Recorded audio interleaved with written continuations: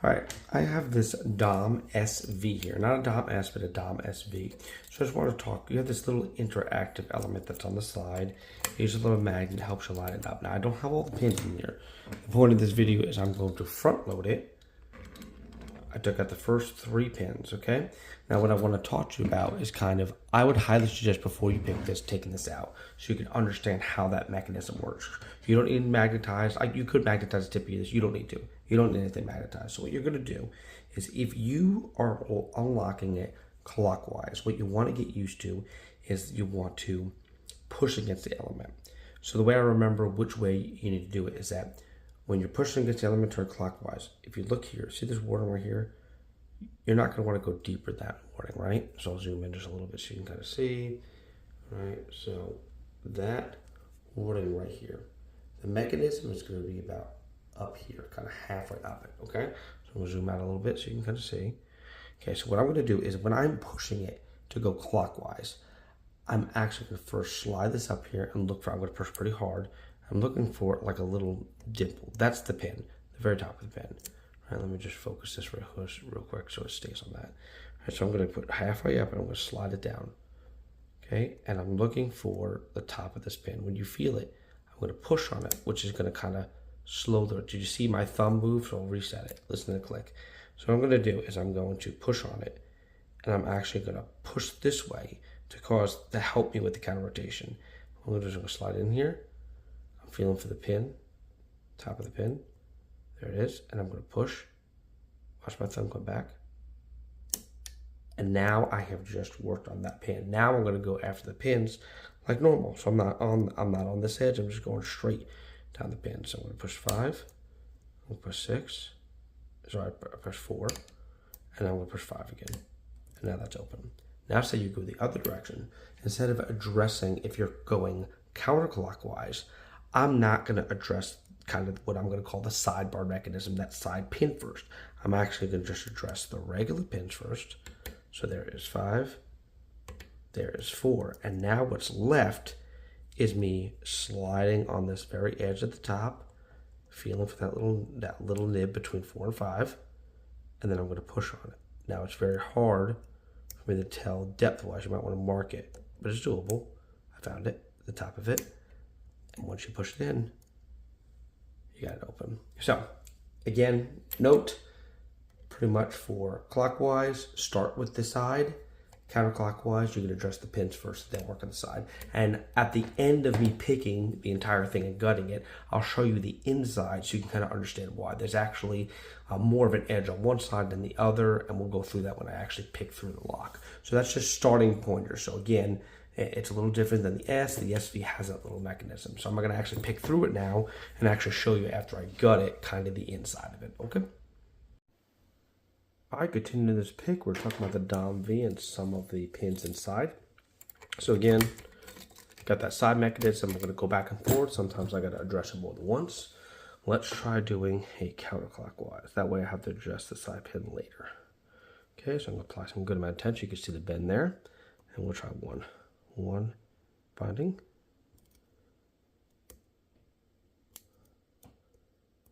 It's hard to get one with this pick. Got to click 2, 2's binding, little click but fell through, 3's not binding, 4's not binding, 5's not binding, go back to 1, 1's not binding, 2, 2's binding, fell through, 3, 3's not binding, 4 is binding a little bit with a click, 5's not binding, go back to 1, 1 feels good, 2's way up high, little rotation, 3, 4, and 5 feels good. Go back to 1. 1's binding just a little bit. Very hard to get to 1 for me sometimes. Let's move on. See 2, 3, 4, and 5. None of our binding. So again, we'll try 1. 1's gonna lighten up. Kind of just push on it instead of a little click on it. 1, 2. 2 feels good. 3 is down binding. Broke through 4. 4 had a little click with a little rotation. 5 feels good. Go back to 1. 1 feels good. 2 might be binding. To be honest with you, I'm not sure. Let me try again. Feels like it's got a jiggle to it. 3's got a jiggle to it. 4 does, and so does 5. Let's check the side pin. Side pin's got a big wiggle too, so something is caught up between 2 and 1. Let's go all the way back to just start with 5. Nothing on 5. 4 feels good. 3 is high, but good. I think I might have overset 2. We're loosening up tension just a little bit. Alright. And that's 1, 2, nothing on 3, nothing on 4, nothing on 5, nothing on 1, nothing on 2. A little click on 3 rotation, nothing on 4, nothing on 5, back to 1. A little bit on 1. Got a little rotation on 1, nothing on 2, 3 is a little binding. Let's try 4. Try 5. So what it is, I'm looking for something that is really stiff, not just a little, no play at all. 1 feels good. 2 is, there we go, so a little rotation, you saw it. 3 also has some rotation. Gotta lighten up tension, just slowly push on it. Okay, got a click with a kind of a little bit of a rotation. And 4 and 5 still have a jiggle, so let's go to 1. 1 feels good. 2 is hard, they has a good rotation. Feeling 4, feels like 4 is up. Very firm on 4 and went into it. That was a good rotation. That's a spool there. Checking 1, 2, 3, 4, 5. They all feel good. Let's check the side pin. Side pin stiff. Lighten up a little pressure. Try to get that side pin in. And there it is. Alright, let's go through that. Not the fastest pick, but depending on the direction you go, it can be difficult to go back and forth on. Put you there. Let's open it up and show you the inside. Alright, let's take you apart. Okay, I'm going to put this off to the side because the camera was focused on that. We'll keep it focused here. I'm going to zoom in just a little bit. There we go. And let's open this up. Okay, I'm going to lock it back up. Alright, that way it just doesn't fall apart. Obviously faster than I would have liked, but it's an interesting pick with the mechanisms that are in there. Okay, pulling this guy out. I 3D printed this, a lot of using the bending the metal to go in and out of it. Alright, let's take this apart. So, take the key, get a rotation.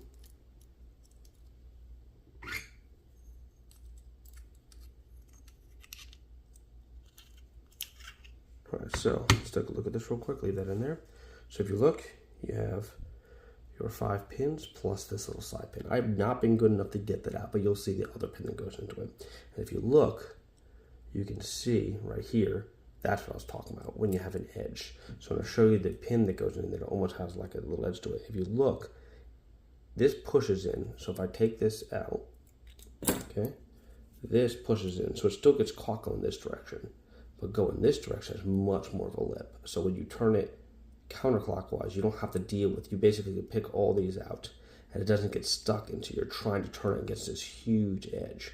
But when you go the other direction, it's a much smaller edge and you can pick it first. These ones don't need to be picked first. You can actually pick this. When you go when you go clockwise, when you go in this direction, you can actually get this off this edge first, then work on it. Whereas the other direction, you have this huge lip and all of it turns and it gets caught there. That's been my experience with this one. Don't know if that's true on all of them. So let's get these out. I'm going to put this pin back in. You'll see this one push up.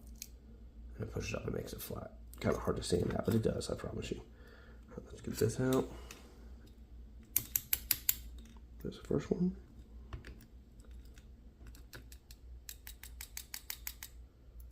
Here's your second one, and that's a torpedo key pin.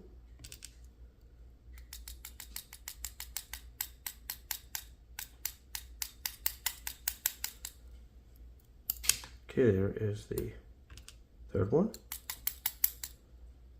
Here's the fourth one that also has a torpedo key pin. And here's the fifth one. And if you notice, this one actually has a master key. So you know, I'm not going to call it cheating because it's really not cheating, okay? But technically, if I didn't have all of it in here, then obviously I'd be going against something very easy instead of going against the barrel mechanisms that's in the last one. So if I happen to pull this and it was just the key pin, And that means I used a very flat shear line. So I wouldn't, I mean, it's not cheating, obviously, because again, we go by the number of masters. So again, there's 5 in here. So technically I could have 5, technically. But you can tell that I actually went against the barrel. This is a barrel in this one. So I actually went against the barrel because you can see both of these, if that makes sense to you. So because I have both of these, what I actually turned it against was the barrel. If I wouldn't have, if this would be up in the Bible, then technically I would have went against a very easy edge here. So if I would have pushed this too much, it would have been against a much easier edge. So the mastering there really doesn't matter. Oh, for the difficulty that I did. All right, so now Decoder does these nice little things on here so you can actually see what the key was. So when you read it from this direction, it's actually this way. But basically you have your barrel, and then you have your, I forget what they call these, rattlers, or, I can't remember what they call these ones. I'll think about it later. But anyway, you got those special pins that DOMs have, and then you have that special side pin and the last one. Okay, so let's open this up and go through them. So let's go for the first one. Probably better if I turn it this direction. Okay. Here's the first one, and there's a nice barrel.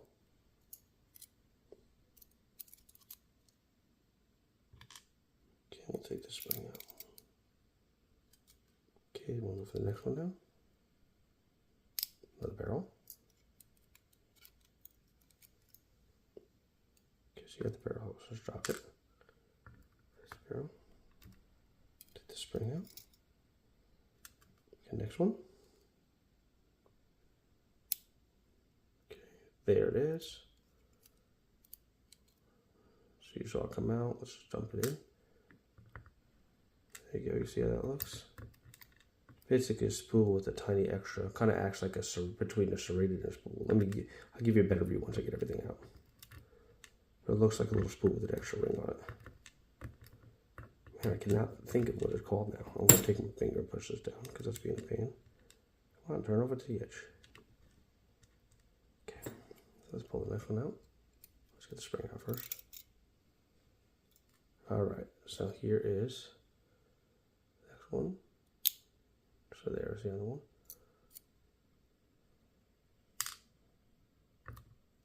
You drive me nuts now that I can't remember what that's called. Alright, so now here's the more dangerous part. You got that tiny little side pin. So let's get the angle right so you can see it. See the one right there below where it's at? Try to get the angle the best I can. It will come out first. There it is. See that little guy? Okay, there's that little guy. And the spring came out with it. See him? So I'm going to put him here for now. Move these guys over.